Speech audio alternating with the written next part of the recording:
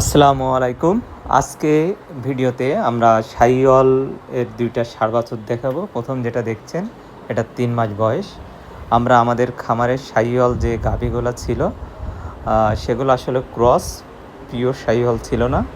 আমরা ভবিষ্যতে ব্রিডার করার জন্যে আমরা 100% শাহিওয়ালের যে এআই এটা আমরা ২টা গাভীকে করিয়েছিলাম। তাদের ২টা ষাঁড় বাছুর হয়েছে। একটা আমরা দেখিয়েছি ৩ মাস বয়স, সামনে আপনারা আরেকটা দেখবেন।